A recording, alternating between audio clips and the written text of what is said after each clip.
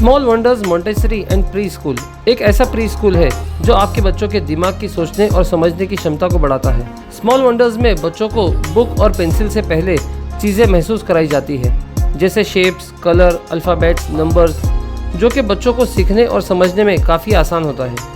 साथ ही शूलेस बांधना, शर्ट्स के बटन, बैग के बकल्स लगाना, ये सब सिखाया जाता है। आपके बच्चे की मेंटल और फिजिकल हेल्थ का भी पूरा ख्याल रखा जाता है। तो अगर आप अपने बच्चों की पर्सनैलिटी अभी से डेवलप करना चाहते हैं तो एक बार ज़रूर विजिट कीजिए small wonders Montessori and pre school eight मिठाई वाला अपार्टमेंट, ग्राउंड फ्लोर, मिलत नगर 1, अपोजिट टोरेंट पावर, वंजारपट्टी नाका, भिवंडी।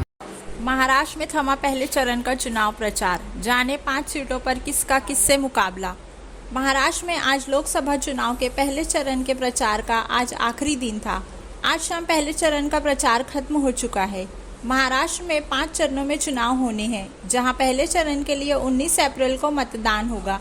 पहले चरण में रामटेक, भंडारा, गोंदिया, नागपुर, गढ़चिरौली, चिमूर और चंद्रपुर में वोट डाले जाएंगे। इसके नतीजे 4 जून को सामने आएंगे। महाराष्ट्र में 19 अप्रैल 2024 को होने वाले लोकसभा चुनाव के पहले चरण में 5 निर्वाचन क्षेत्रों में 5 में से 4 निर्वाचन क्षेत्रों में बीजेपी और कांग्रेस के बीच सीधी लड़ाई होगी, जबकि रामटेक में ये एकनाथ शिंदे के नेतृत्व वाली शिवसेना और सबसे पुरानी पार्टी के बीच की लड़ाई है। महाराष्ट्र में लोकसभा की 48 सीटें हैं। यूपी के बाद सबसे ज्यादा सीट महाराष्ट्र में ही है, इसलिए राष्ट्रीय राजनीति में यूपी के बाद महाराष्ट्र बहुत महत्व रखता है। ज्यादा से ज्यादा सीट जीतने की होड़ में तमाम पार्टियां एक्टिव मोड में काम कर रही है।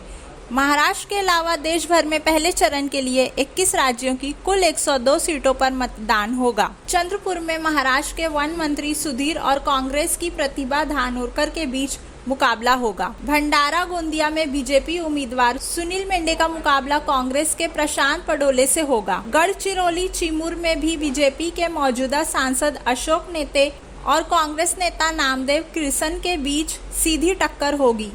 वहीं रामटेक सीट की अगर बात करें तो कांग्रेस रश्मि बर्वे को यहां से टिकट दिया है, जिनका मुकाबला शिंदे गुट के शिवसेना उम्मीदवार राजू बर्वे के साथ होगा।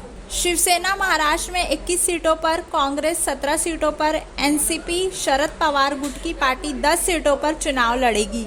वहीं इस पूरे चुनावी माहौल में आपकी क्या राय है, हमें कमेंट सेक्शन में ज़रूर बताएं।